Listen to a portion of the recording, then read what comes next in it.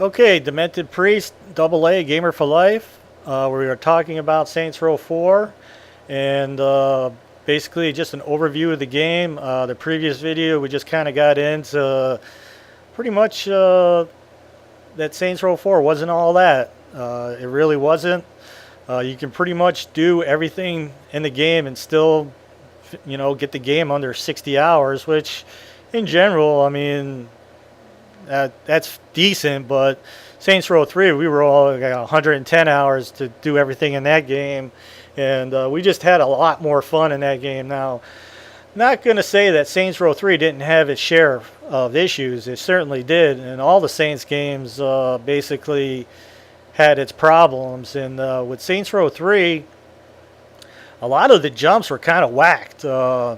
There's like these invisible barriers, like you're like, oh, you see this ramp, and all you want to do is just like get top speed and hit your nitrous and just get some sick air, but there'd be like this invisible block there, so you're racing towards the ramp, and then all of a sudden your car would just like hit like a wall. You're like, what the hell is going on here, And there was a lot of jumps like that, and then there was a lot of jumps that were you didn't need any speed at all, and it just took time to kind of go through. I mean, I showed all that in the jump videos in Saints Row 3, but by far Saints Row 3 was the game. Saints Row 2, in my opinion, story-wise, was the shit.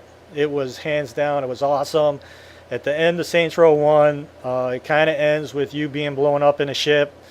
You would only assume that you would, be dead.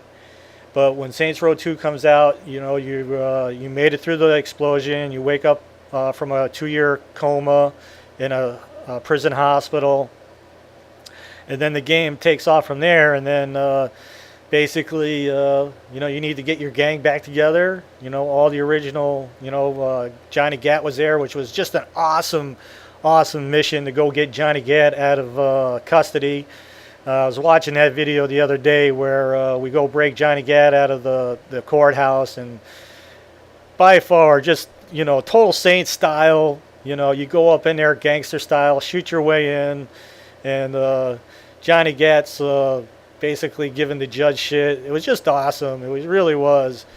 And then, once you get into free roam in the game, you get the ability to do your activities. I believe, like, if you did the snatch missions, it gave you unlimited SMG ammo. So it's like, hell yeah, man, we're gonna do all that. And then it had races, it had the barnstorming, it had the jumps. It basically it had the goods. It really did. And when Saints Row 3 came out, it had a big bill to fill because Saints Row 2 was awesome.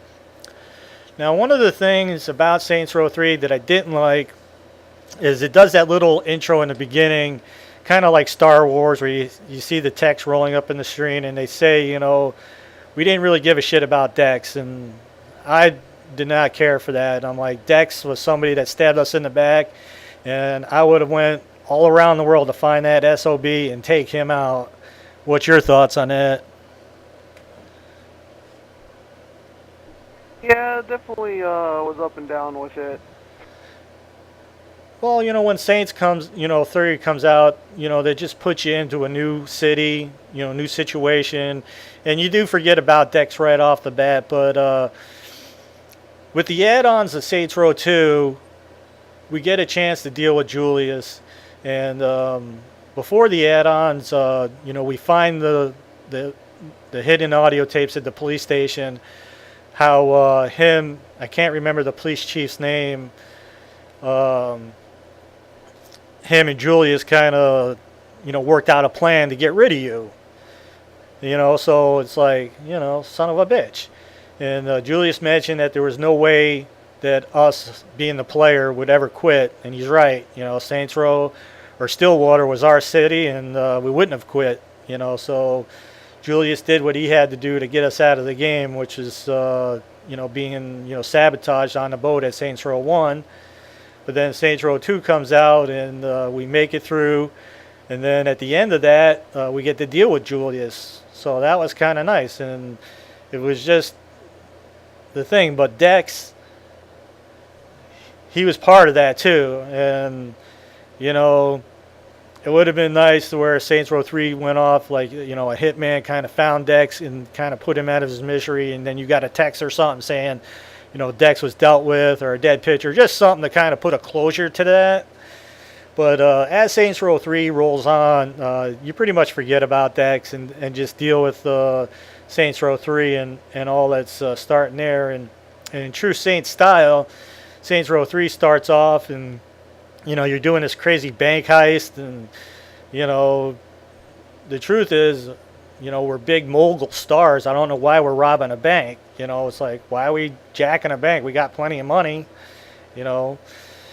It's just, you know, one of those things with Saints. And then, you know, you find yourself in the airplane, and then, you know, what happens to Johnny, and, you know, this crazy mission where you free fall through the sky, shooting people, and then catching Shondi, and then dropping her, and then, you know, it was just true Saint style, you know, just over the top action, and then, you know, dealing with taking over Stillport, and again, the story could have been a little bit better written, and both me and Demented Priest kind of talked about it a little. We wish that the Saints game kind of took a little bit more of a Grand Theft style, as far as being a little bit less over the top and a little bit more on the realistic side.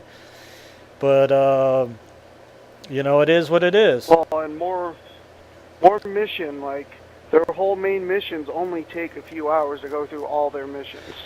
Well, like when Saints Row 4 came out, we were talking about it. I was like, well, I'm not in a hurry to do the main quest because Saints Row has never been known for having a long storyline. It's just not. Yeah. And Saints Row is about all the activities. So that's how their game kind of perceives themselves. Now with Saints Row 3 and 2, now Saints Row 2, I think had a little bit longer of a storyline than Saints Row 3 did. Saints Row 2, I believe there was 3 beginning missions, maybe 4, where you get Shondi, Pierce, and Carlos in your crew, and then the story missions branch off into your 3 factions: the Brotherhood, the Sons of Zombie, and the Ronin. And those 3, you know, like those 3 factions had about, don't hold me to it, anywhere from 12 to 15 missions apiece. So you're looking around 50 or so missions. Sounds about right, Chris? Yeah. You know, but then with all the activities and then all the other stuff, like in Saints Row 2, you had to collect CDs, which was fine, but the music you got kind of sucked. And all the Saints game, the music, in my opinion, needed a lot of help. So, but you had the CDs, you had the tags, you had the jumps, you had the barnstorming,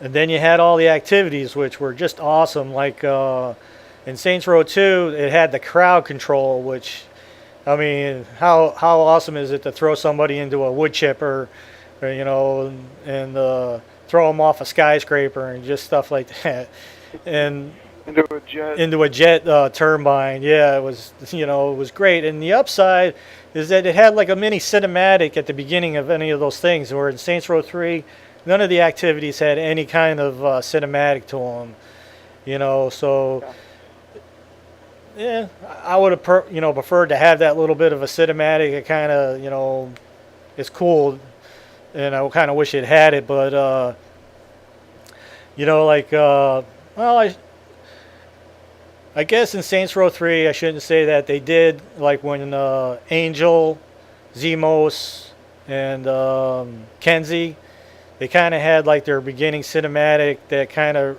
went off. I believe like you do go to meet Angel, and he's like, it's time for you to go face your fears or whatever, and then you do an escort mission with a tiger.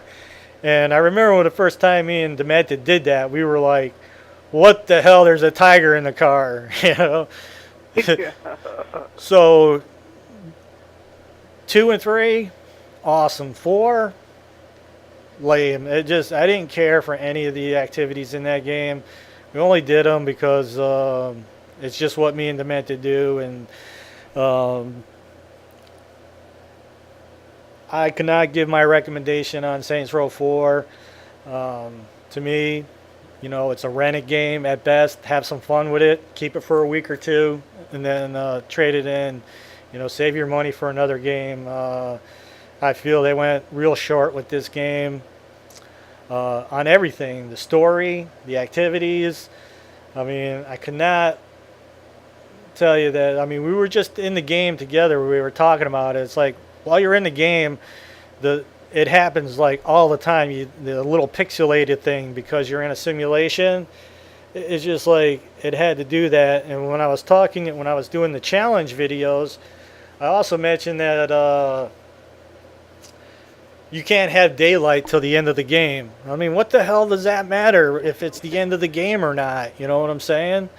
You're in a virtual world. Why does it have to be this dark, gloomy world until you beat the game? And so I don't know, man. I mean, exception of the SMG pistols that I upgraded, it's about the only thing in the game I really liked. I mean, when we were setting up our characters, we, in Saints Row 3, Demented Priest kind of had the Men in Black look. Had the slick back hair with the sunglasses, with the suit on. With me, I'm totally gangster with the rough looking hair and, no shirt with tattoos. I kept pretty much the same look in Saints Row 4 as I did in Saints Row 3. This time around, Demented Priest didn't like the suit, so he kind of went shirtless too. Yeah, they had no good suits in this one. And the tattoos were basically the same as in Saints Row 3. I mean, I don't think they did anything different with the tattoos in Saints Row 4. They were all the same. No, they were all the same. So, under the lame, hell yeah, it was seriously lame. It's like... Yeah. Because, again, Saints Row has always been about the customization. I mean, if you compare it to, like, Grand Theft 4, Nico was never really about being a real customization type thing. He had, he had clothes that you could change. There's no question about it. But Saints Row and Grand Theft are on the totally different spectrums of gaming. It really was. And we're not really here to get into Grand Theft Auto. We're basically talking about Saints Row. And, Saints Row was just, it was a fun game, but really disappointed. Each game needs to be a little bit better, and to deal with all the glitching and the locking up, and then to have a game that you're just not crazy about, just sucks. Yeah. I mean, it really does. I mean, when we were playing the game, and because I'm always, I'm videotaping, I got things going on, and I was like, what the hell just happened? He's like, they just blew up Earth. I'm like, what? They just blew up planet Earth? He's like, yep. And I was like, kind of turned me off to the game right then. And I was like, oh, all right, so where's this game supposed to go after that? If there's no Earth, it's like fighting to the end of this game is like, to me, it was kind of pointless. I'm like, there's nothing to shoot for. It's like, I'm going to have to roll around space with my, my 9 homies, which is, cool in itself, but and to know that there's no planet Earth to go back. But what happens at the end of the game, and then where Saints Row goes from this game, who knows? I mean, Yeah. Scarface lives at the end of Scarface, the game, and and obviously in Saints Row 2 we made it through the explosion.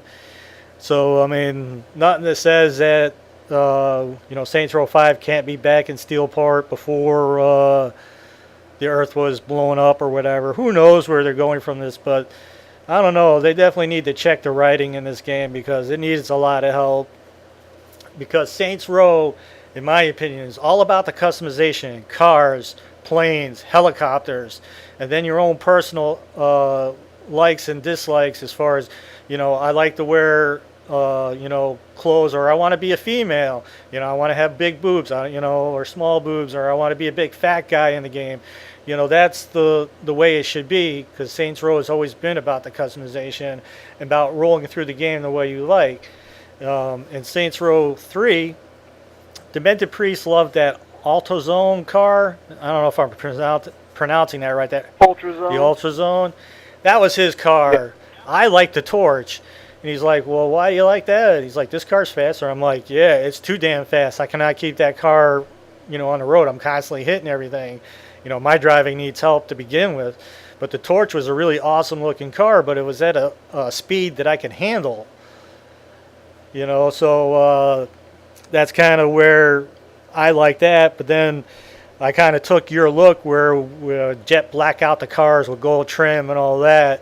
But that's the game. That's where you're like it. You're like, in Saints Row 2, you could totally customize a bear, low profile tires, and just deck it out and call it in, for some general mayhem and stuff. In Saints Row 3, you couldn't do that, but you could still call in a tank and a bear or a Challenger. I think it was still called a bear. And, yeah, I believe it was. And all the survivals, and then the gang ops and all that. It was just hands down much better game than Saints Row 4. And I would play Saints Row 3 from the beginning in a heartbeat compared to playing Saints Row 4. And we were just talking about it. I might have mentioned it in somewhere in the previous videos here that if we had to choose from Saints Row 3 or 4, it'd be 3, hands down. 3. We thought about even going back through Saints Row 2. I mean, we still play that from time to time because it was a hell of a lot of fun to play that game too. It really was. I mean, what was in Saints Row 2 one of the activities where you were a cop and they were filming you? I forget what it was called. You had to Fuzz. The Fuzz, right? Like where you had a. The Fuzz. But in Saints Row 2, all the activities gave you some kind of weapons upgrades. Unlimited pistol ammo, unlimited SMG ammo. It did all that stuff. So, and they were a lot of fun. It was a lot of fun to do too, So I think when you completed the Fuzz, you got those Cobra pistols. They were like fully automatic pistols. I liked them, but they didn't have like a large clip capacity, so you ran out of ammo. You had to reload a lot with those. So, it's just a couple of gamers' opinions on pretty much all the Saints games. I mentioned in the other video that when we were playing Saints Row 2, I went back and did Saints Row 1, and whoa, it was real hard. I mean, doing some of the activities in that game without the co-op help, I was like, whew. It's like, where's my buddy at? I need his help up in here. They were hard to do. And the insurance frauds, you couldn't get up to the expressways to do those. You had to pretty much do them out on the street level. And it was a much harder game as far as not having your co-op help in there. But then when Saints Row 2 comes out, it just had all this stuff to do, and Saints Row 3 was kind of the same. Just had all this stuff to do, all these collectibles, and if you took the time to collect all that, it just got your respect up, so you could get ranked up. It was all good. I remember when we did the collectibles, Demented Priest, he flew me around in a helicopter, and I think when we collected it, counted for both of us. Was that true? Yeah. Yep. Yeah, so he would basically fly me around. I would jump out, get the stuff and jump back in the helicopter. And, because some stuff were on rooftops, some were on the ground. And it was just awesome. And again, Saints Row 4, 60 hours, done. Everything. All the superpowers, all the challenges. Wasn't a lot of fun, but we were done. In Saints Row 3, 110 hours to get everything done. I mean, all that extra stuff, and just a lot more fun. I mean, we really enjoyed doing the thing. In Saints Row 3, you had the escorts, you know, with the tiger, or where you were, you know, escorting the females. And, you know, in the co-op thing, Demented Priest did his thing inside the car and I drove, and it was true Saint style. And then when we were doing the snatch missions and the car would blow up, you could call a homie in and get a car delivered, and it was just awesome. So Yeah. I'm going to go ahead and kind of wrap this up. Again, Demented Priest, Gamer for Life, AA. Just some general thoughts on the game. The first video kind of went over the achievements. Any help with the challenges that you may have, just check out the challenge video. I have individual videos on some of the related challenge, like the warden kills. Just remember, when it comes to the warden achievement and kills, that you need to do it in solo play. At maybe some point they'll put a patch out so you don't have to, you know, you can still do it in co-op. But by the time we figured it out, or I did, we must have had 30 or 40 warden kills already. And then Yeah, at least. and that it sucked that we, at that point, I think he had like, you know, 4 or 5, I had 2 or 3, that we had to go into our own solo games to do this. It just sucked. It really did. And so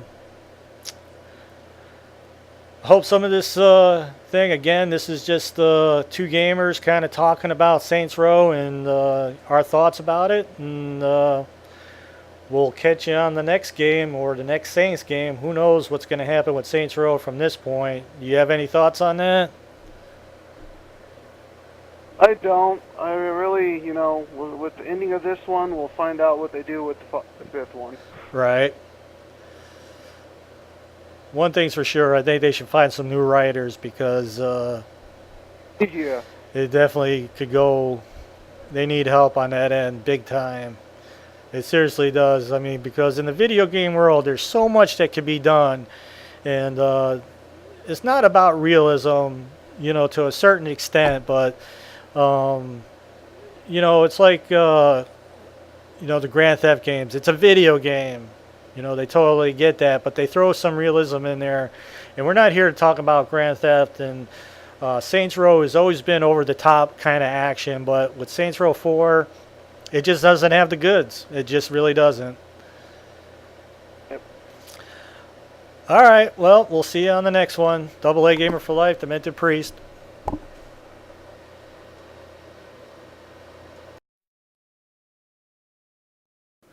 If you like the videos, you can always support us by checking out the ads.